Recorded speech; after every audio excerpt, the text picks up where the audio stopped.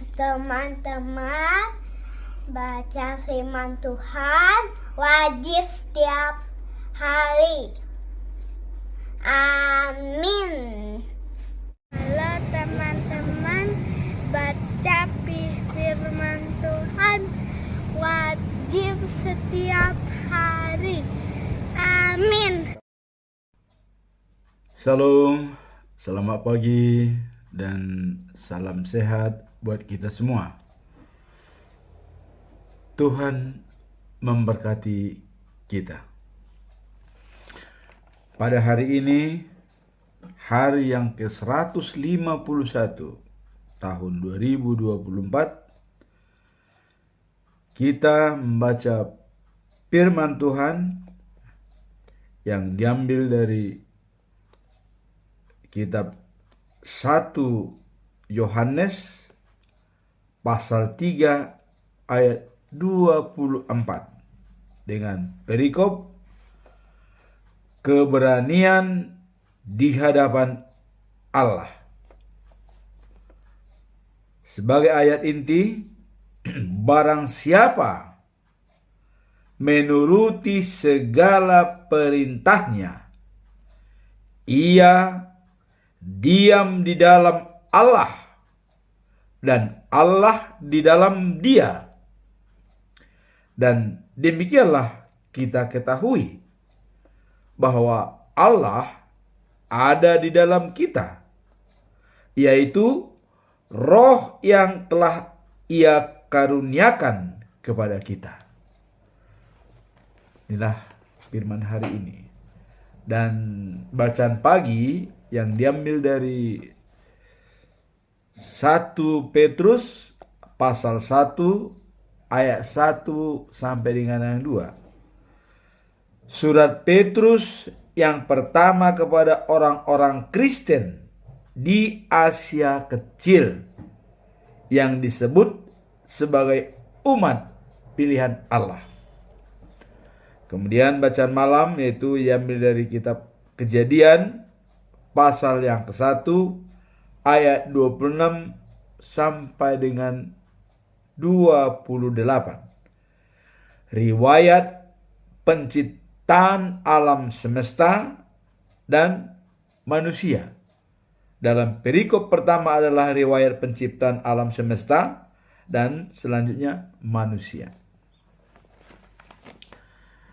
Dalam perikop pasal ketiga yang dikatakan keberanian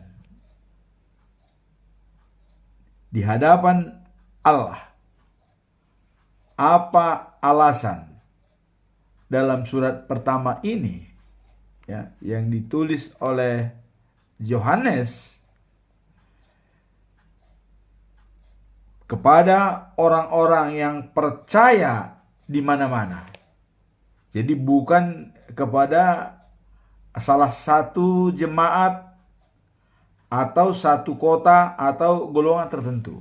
Jadi Yohanes menulis surat ini kepada semua jemaat yang ada di dunia ini, ya. Nah, kemudian di dalamnya banyak persamaan dengan Injil Yohanes, ya. Nah, surat ini mulai dengan memperkenalkan Yesus sebagai firman yang tinggal di antara kita. Surat pertama Yohanes ini ditujukan dengan dua maksud. Yang pertama adalah untuk memberi dorongan kepada para pembacanya supaya mereka hidup bersatu dengan Allah dan anaknya Yesus Kristus. Bersatu dengan Allah dan anaknya Yesus Kristus. Kemudian yang kedua maksudnya adalah meninggalkan mereka supaya tidak mengikuti ajaran-ajaran yang salah. Jadi ini mengingatkan, ya, mengingatkan mereka supaya tidak mengikuti ajaran-ajaran yang salah yang dapat merusak kesatuan mereka dengan Allah dan Yesus Kristus.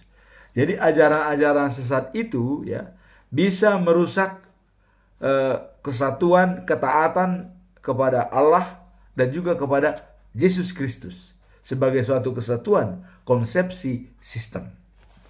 Nah, apakah ajaran-ajaran yang sesat itu? Ajaran-ajaran yang salah itu didasarkan atas kepercayaan bahwa apa saja yang bersentuhan dengan dunia menghasilkan yang jahat.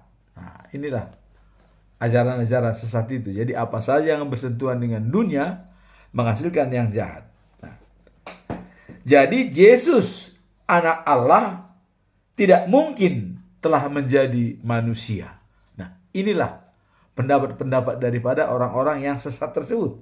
Jadi mereka mengatakan Yesus sebagai anak Allah tidak mungkin telah menjadi manusia. Nah, kalau kemarin kita mengatakan rahasia Allah, ya, bahwa ada rahasia Allah bahwa Yesus ya dilahirkan dan menjadi manusia. Padahal itu keberadaan daripada Allah sendiri. Ya. Nah, kemudian ajaran sesat guru-guru agama. Ya. Nah, ajaran-ajaran guru-guru agama itu mengatakan bahwa kalau dinyatakan ada pernyataan diselamatkan, misalnya manusia diselamatkan oleh Tuhan Yesus. Nah, mereka menganggap bahwa diselamatkan itu sama dengan dilepaskan ya dari urusan-urusan kehidupan di dunia ini. Nah, begitu kira-kira pendapat-pendapat guru-guru agama itu. Nah, jadi keselamatan tidak ada hubungannya dengan kesusilaan, ya, kasih terhadap sesama manusia, ya. Nah, kemudian dikatakan bahwa bertentangan, ya, dan tidak ada hubungannya dengan kesusilaan dan kasih sesama manusia. Itulah ajaran-ajaran sesaat dari guru-guru agama yang diingatkan oleh Yohanes kepada semua manusia yang ada di dunia ini. Nah, kemudian kita masuk dalam perikop pasal 3 ayat 1, ya. Dari perikop pasal 3 ini ya, ada dua sub perikop, yaitu anak-anak Allah pertama. Nah, dan yang kedua adalah mengasihi satu sama lain, ya. Nah, jadi pasal 3 anak-anak Allah, Yohanes mengatakan bahwa kita adalah anak-anak Allah yang sangat dikasihi oleh Allah. Itulah sebabnya dunia tidak mengenal kita karena mereka tidak kenal Allah. Nah, jadi kata Yohanes, kita adalah anak-anak Allah. Maka dunia tidak akan kenal dengan kita karena mereka tidak mengenal Allah. Ya, seperti orang menyembah berhala, tidak mungkin ya dia kenal kita karena dia tidak mengenal Allah. Nah, kemudian yang kedua ya, dalam perikop pasal 3, mengasihi satu sama lain. Nah, orang yang membenci saudaranya adalah pembunuh. Wah, ini paling berat ini ya bagi kita manusia ya. Dan kita tahu bahwa seorang pembunuh tidak mempunyai hidup sejati dan kekal. Jadi kalau saya membenci seseorang, tidak mau bicara dengan dia, itu sama dengan membunuh, kata Yohanes ya. Jadi membenci kita, dendam, itu sama dengan pembunuh. Maka jangan sampai ada dendam. Maka Tuhan mengatakan sebelum matahari tenggelam, selesaikan persoalanmu dengan siapapun. Ya. Kalau kita tidak bisa bertemu dengan dia, minimum kita laporkan kepada Tuhan. Begitu. Ya. Misalnya, Saya dendam kepada si A, tapi saya tidak bisa bicara dengan dia. Sebab kalau bicara dengan dia, dia pasti marah. Udah, laporkan ke Tuhan. Tuhan, saya dimusuhi oleh si A. Biarlah pada suatu saat kami akan bertemu dengan dia. Udah, kita laporkan kepada Tuhan. Ya, kita tidak bicara, laporkan. Sehingga kita tidak terbawa dalam arus dendam. Sebagai pembunuh, kata Yohanes ya. Nah, pembunuh itu tidak jelas adalah tidak mempunyai hidup sejati dan kekal. Di News of Jerusalem, tidak. Itu kata Yohanes. Jadi, orang yang pendendam, saya peringatkan supaya kalau kita tidak bisa bicara dengan orang tersebut, kita laporkan kepada Tuhan dalam doa. Nah, itulah. Ya. Nah, kemudian dalam perikop ketiga, subnya ketiga dalam pasal 3 ini, inilah keberanian di hadapan Allah. Ya. Nah, inilah inti ayat kita pada hari ini. Pesan Yohanes, ya.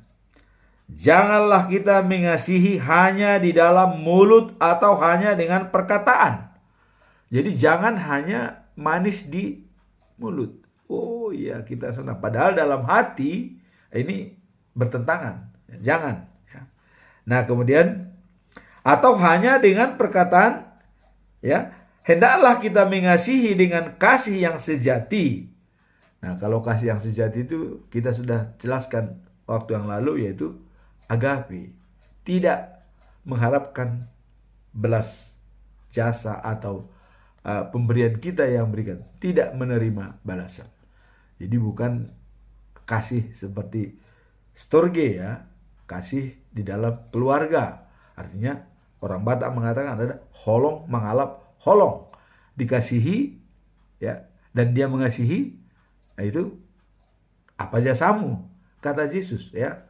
Orang jahat pun bisa berbuat baik, mengasihi. Nah, jadi yang jelas adalah kasih agape. Nah, di sini tadi dikatakan oleh Yohanes, hendaklah kita mengasihi dengan kasih yang sejati. Itulah agape. Nah, yang dibuktikan dengan perbuatan. Jadi harus dengan perbuatan ya. Dalam Yakobus 17 dikatakan iman tanpa perbuatan adalah mati. Ya. Ini jadi sini ditekankan oleh Yohanes ya, adalah dengan perbuatan dan kasih sejati. Ya. Nah, ya, kalau role modelnya kita bisa melihat contoh waktu Tuhan Yesus di kayu salib. Ya. Dia sudah disalibkan oleh orang Yahudi, sudah dipukul ya, kemudian ditusuk rusuknya ya dengan tombak, tapi dia mengatakan, Tuhan, ampunilah mereka, karena mereka tidak tahu apa yang diperbuat. Coba, begitu banyak. Nah, sekarang di sini tadi dikatakan oleh ini kasih sejati dan yang dibuktikan dengan perbuatan. Demikianlah caranya bahwa kita tergolong anak-anak Allah yang benar. Jadi kalau sudah seperti itu baru dikatakan kita adalah anak-anak Allah yang benar. Ya. Dan hati kita dapat tenang di hadapan Allah. Jadi kalau kita sudah jadi anak-anak Allah dan hati kita menjadi tenang di hadapan Allah. Nah, kemudian kita bicara masalah hati ini ya. Kalau kita disalahkan oleh hati kita, ya misalnya hati kecil kita mengatakan, waduh kamu tadi salah, itu Jupiter kata nggak benar. Nah, kalau kita sudah disalahkan oleh hati kita, nah, pengetahuan Allah itu lebih besar dari pengetahuan hati kita. Dan dia tahu segalanya. Jadi kalau kita saja sudah menyalahkan diri kita, ya Allah juga lebih tahu. Kira-kira begitu. Nah, jadi jagalah hati. Nah, makanya Stephen Covey mengatakan dalam menjadi proaktif ya, hati nurani merupakan syarat utama dalam menentukan keputusan. Ya. Nah, kalau hati nurani itu kata Stephen Covey itu ya, hati nurani itu keluarga. Ya. Diri kita sendiri dulu, keluarga, masyarakat, ya, dan Tuhan. Jadi misalnya kita mau buat bertindak, sesuai nggak dengan anak saya? Sesuai nggak dengan keluarga saya? Cocok. Analisa kedua, sesuai tidak dengan masyarakat? Analisa ketiga. Analisa keempat, sesuai nggak dengan Tuhan? Wah, masuk. Baru ambil keputusan. Kira-kira begitu. Jadi, ukuran pertama dulu adalah kita sendiri. Kata hati kita ya.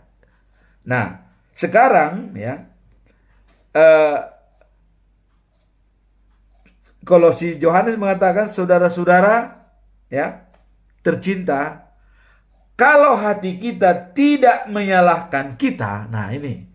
Jadi kalau hati kita sudah mengatakan kita benar, tidak menyalahkan ya, dan tidak ada sungut-sungut lagi dalam hati kita, nah, kita dapat menghadap Allah dengan keberanian.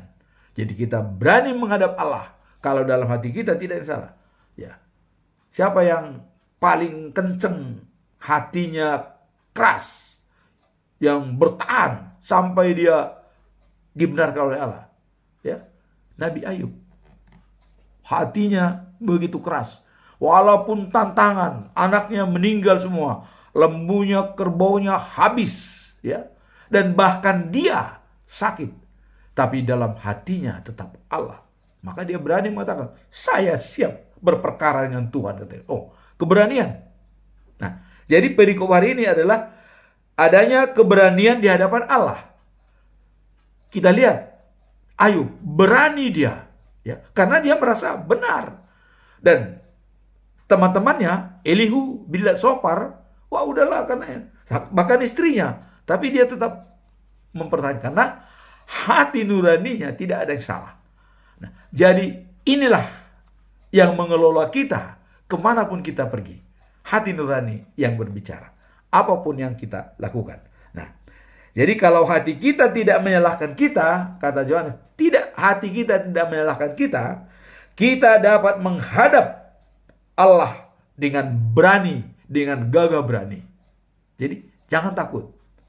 Maka kata ahli mengatakan, yang paling sulit dalam hidup ini adalah mendengarkan relung-relungan sunyi dalam jiwa ini.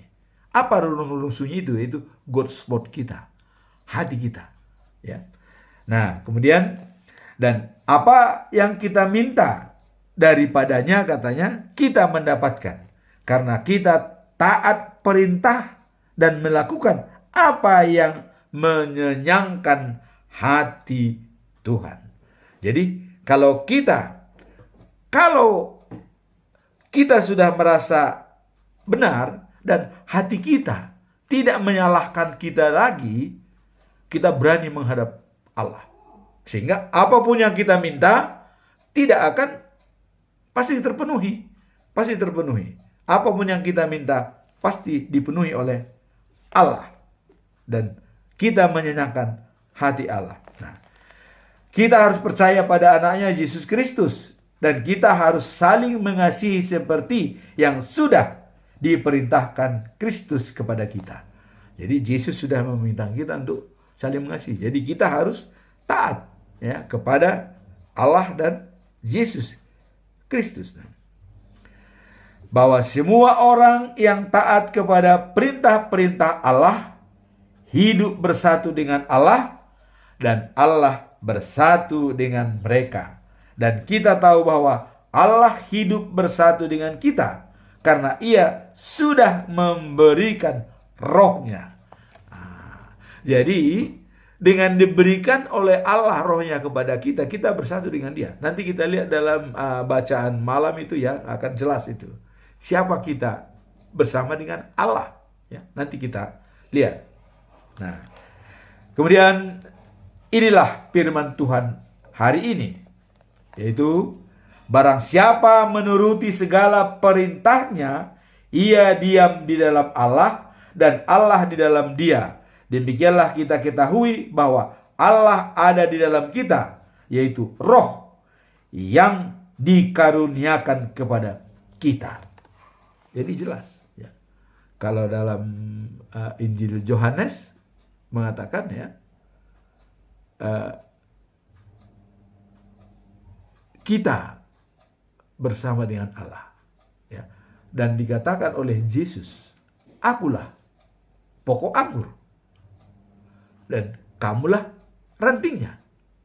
Nah, jadi kalau kamu diam di dalam aku di dalammu, maka kamu dapat berbuah banyak, yaitu buah-buah roh seperti Galatia 5:22. Nah, dan sekarang ditekankan lagi, barang siapa menaruh segala perintahnya, ia diam di dalam Allah dan Allah di dalam dia. Demikianlah kita ketahui bahwa Allah ada di dalam kita, yaitu Roh yang telah dikaruniakan kepada kita. Inilah inti ayat kita pada hari ini. Kemudian kita lihat bacaan pagi ya, yaitu 1 Petrus 1 ayat 1 sampai 2. Nah, ini surat Petrus kepada orang-orang Kristen sebagai umat pilihan Allah. Nah, apa tujuan Petrus menulis surat tersebut ya? Nah, Petrus bertujuan untuk ya menguatkan iman para pembacanya yang sedang mengalami tekanan dan penganiayaan karena percaya kepada Kristus. Jadi Petrus ini membaca bahwa banyak orang-orang ya mendapat tekanan-tekanan ya karena percaya kepada Yesus. Ya memang kita juga banyak tekanan kalau percaya kepada Yesus, banyak tantangan ya. Baik itu dalam eksternal maupun dalam diri sendiri dan keluarga sendiri. Pasti banyak tantangan karena kalau pengikut Kristus ya segambar dengan Allah. Nah, kemudian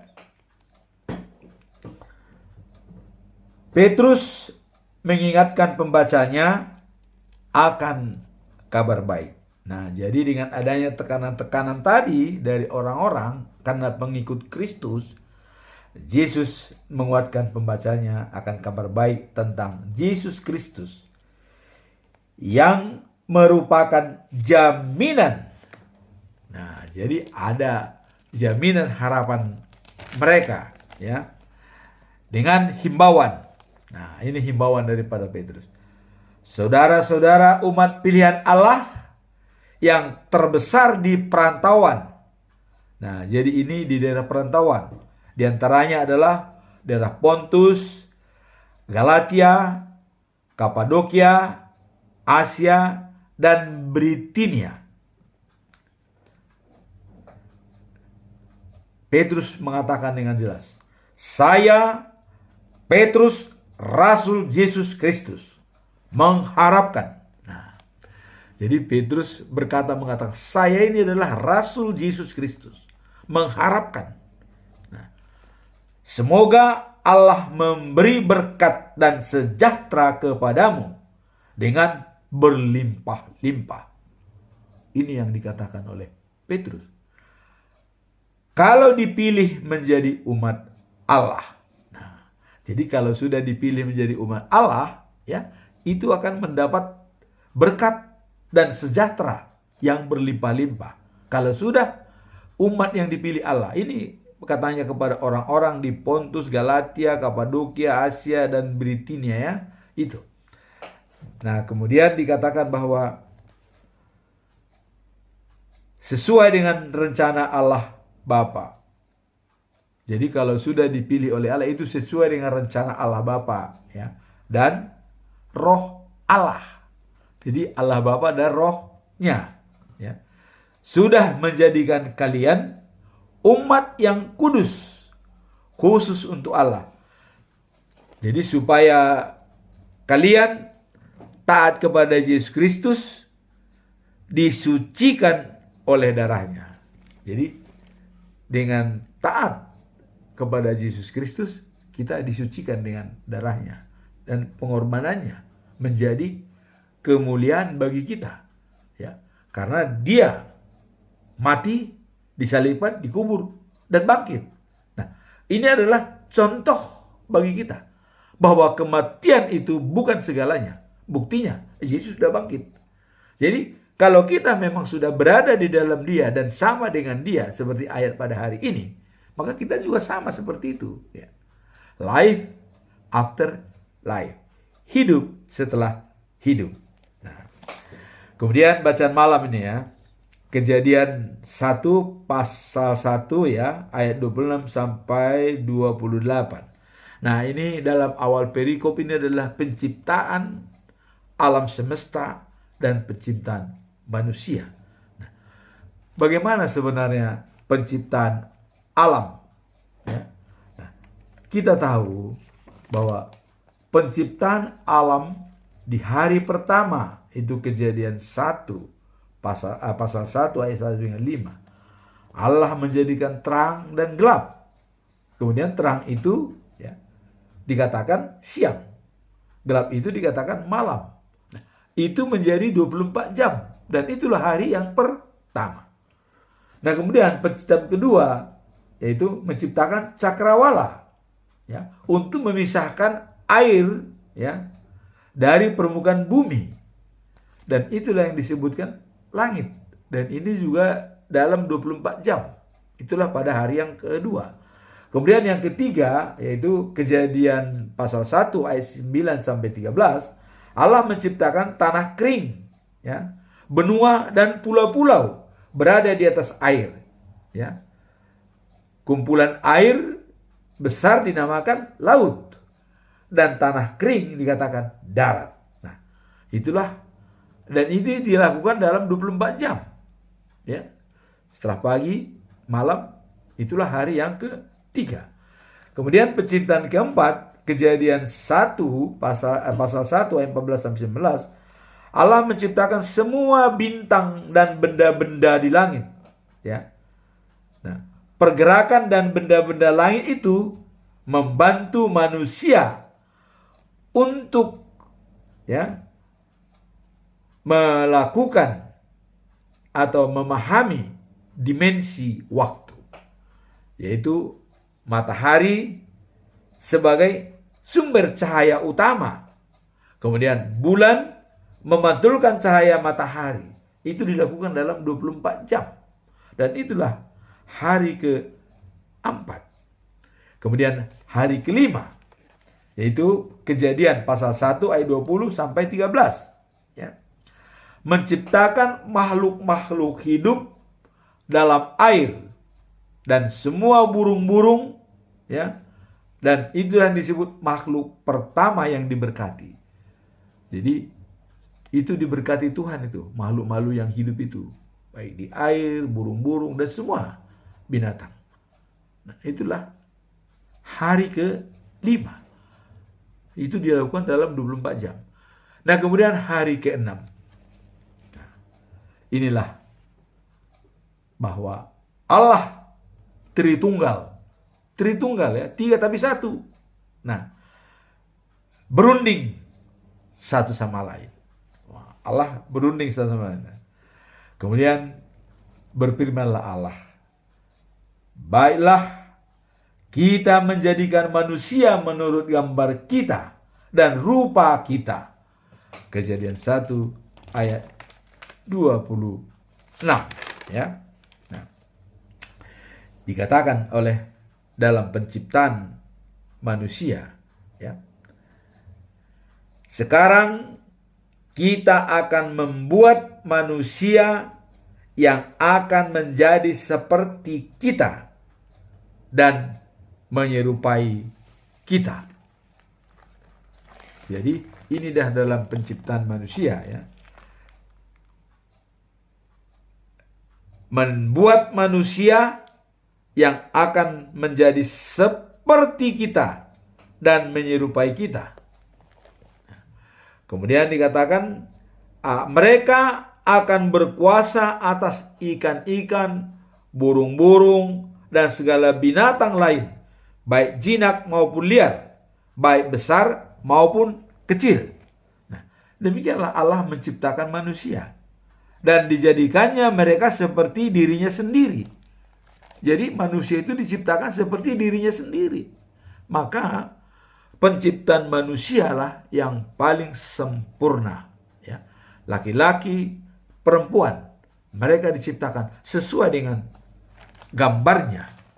Nah, diciptakannya mereka laki-laki dan perempuan, kemudian diberkatinya mereka dengan ucapan. Nah, inilah ucapan daripada Tuhan kepada manusia.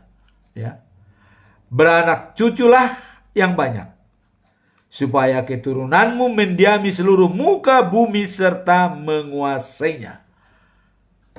Beranak cuculah. Jadi keberhasilan daripada seseorang apabila sudah beranak cucu, itu ukuran. Nah, kalau dalam orang Batak itu mengatakan sarimatua, ya, beranak cucu dan sudah mengawinkan anaknya, dan saur matua, semuanya sudah kawin anak-anaknya. Kemudian saur matua mauli bulung, punya cicit dan nono, ya. Dan kemudian ada lagi mondo hondok, ini paling tertinggi di Batak, ya. Jadi sudah saur matua mauli bulung dan mondo hondok, artinya cucunya, ya, sudah punya cucu, ya, dan semua anaknya hidup yang dilahirkan. Nah, dan di sini juga dikatakan oleh Tuhan sesuai, beranak cuculah, ya, yang banyak, supaya keturunanmu mendiami seluruh muka bumi serta menguasainya. Kemudian apa tugas daripada manusia yang beranak cucu tadi dari Tuhan? Tuhan mengatakan, kamu kutugaskan mengurus ikan-ikan, burung-burung, dan semua binatang-binatang yang liar. Jadi mengurus semua yang ada di dunia ini. Ya, binatang jinak dan binatang liar, burung-burung dan ikan. Ya. Diberikan tugas kepada kita untuk menguasai. Bukan membumi hanguskan seperti banyak orang, ya, tidak lagi sayang kepada binatang. Tapi kita menguasai artinya bukan kalau menguasai itu hanya untuk dipelihara. Kita juga dikatakan di sini, ya, bahwa untuk makananmu kuberikan kepadamu segala jenis tumbuh-tumbuhan yang menghasilkan biji-bijian dan buah-buahan. Nah, jadi termasuk binatang-binatang yang kita pelihara itu bisa menjadi kita kuasai dan makanan kita, dan juga tumbuh-tumbuhan yang menghasilkan buah-buahan dan biji-bijian. Inilah firman Tuhan pada hari ini, dan Allah menciptakan manusia, ya, dan manusia diciptakan menurut gambar Allah, laki-laki, perempuan, ya, dan sama dengan gambarnya. Nah, gambaran ini adalah menjadikan manusia menjadi teristimewa di antara semua makhluk ciptaan lainnya.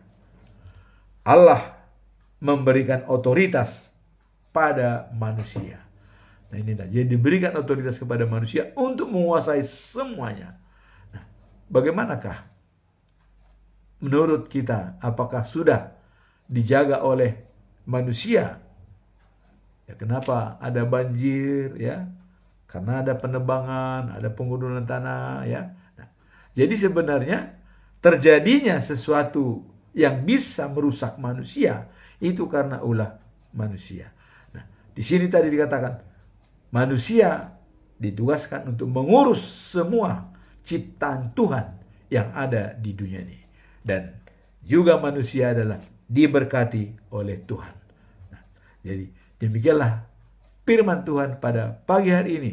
Pertama tadi adalah keberanian kita, ya, menghadap Tuhan. Apabila hati nurani kita tidak menyalahkan kita, kita berani menghadap kepada Tuhan. Dan kita sangat tegas ya bahwa relung-relung sunyi dalam hidup ini, kalau kata hati kita mengatakan tidak, sebaiknya kita tunda. Kalau hati nurani kita sudah mengatakan iya, jalankan. Dan hati nurani itu kita pikirkan cocok tidak dengan kita sendiri. Kedua, cocok tidak dengan keluarga kita, anak istri, orang tua. Dan ketiga, cocok tidak dengan masyarakat. Dan terakhir, cocok tidak dengan Tuhan. Baru putuskan. Jangan takut mengambil keputusan apabila kita sudah bersatu dengan Tuhan dan Tuhan bersatu dengan kita. Dan kita akan mendapat buah yang banyak.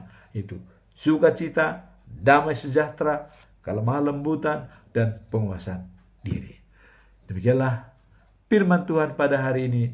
Semoga firman hari ini dapat menguatkan kita dalam membaca kebenaran firman Tuhan. Amin. Tuhan memberkati.